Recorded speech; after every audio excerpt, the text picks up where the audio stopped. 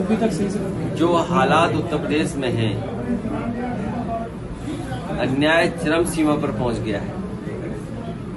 महंगाई तो पहले से ही चरम सीमा पर थी, बेरोजगारी चरम सीमा पर पहले ही थी, और जिस उम्मीद से जनता ने भारतीय जनता पार्टी को दोबारा मौका दिया, आज जब जनता आकलन करती है तो सबसे ज्यादा दुख और तकलीफ इस सरकार में मिल रहा है।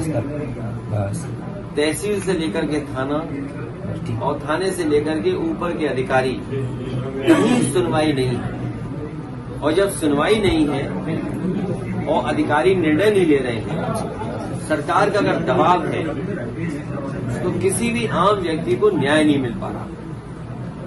जब अधिकारी मनमानी करेंगे और भारतीय जनता पार्टी के नेताओं के दबाव में काम करेंगे तो कभी भी गरीब जनता को न्याय नहीं मिल सकता। और उसका जीता जागता उदाहरण देवरिया का है, जहां पर ऐसी घटना घटी है, 6 लोगों की जान चली गई।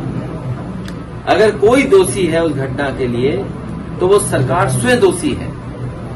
अब भारतीय जनता पार्टी उसमें लगातार राजनीति कर रही है।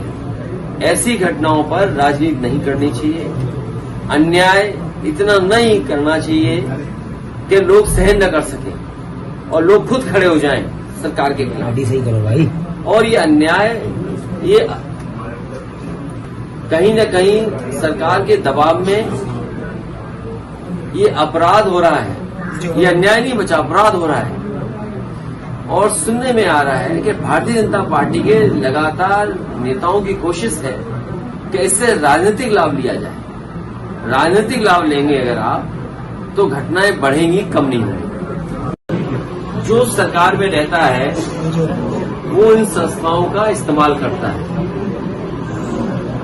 पहले कभी इस्तेमाल हुए होंगी ये संस्थाएं, आज भारतीय जनता पार्टी की सरकार है, लेकिन भारतीय जनता पार्टी ने सब सीमाएं लागू की। वो केवल अपने वोट के लिए, दूसरे लोगों को अपमानित करने के लिए ईडी, सीबीआई, इनकम टैक्स का सहारा ले रहे हैं। हमारी तो मांग ये होगी कि भारतीय जनता पार्टी अगर जीरो टॉलरेंस रखती है करप्शन के लिए, तो अपने नेताओं के, अपने विधायक, अपने लोगों का आकलन करें कि किन किन की संपत्ति बढ़ गई है, और जिन जिन की संपत्ति लगे कि ज्यादा बढ़ गई है तो उनके खिलाफ भी वही कार्रवाई होनी चाहिए जो विपक्ष के खिलाफ कार्रवाई कर रहे हैं। और मैंने कई मौकों पर कहा कि आज जमीनों का काम सबसे ज्यादा कोई कर रहा है तो भारतीय जनता पार्टी के लोग कर रहे हैं। कई शहरों में बड़े बड़े भूमाफिया पैदा किए हैं और भूमाफियाओं का काम भारतीय जनता पार्टी स्वयं कर रही है। लखनऊ में, कानपुर में, आपके अयोध्या में, गोरखपुर में, वाराणसी में आप जानकारी कर लें, और सरकार जब भी जांच करेगी, सबसे ज्यादा जमीनों का और सबसे ज्यादा खिलवाड़ कागजों से और भूमि माफिया के रूप में कोई उभर करके आ रहे तो भारतीय जनता पार्टी स्वयं है। और अन्याय की सीमा आप देखिए, क्या कानपुर की घटना नहीं हुई?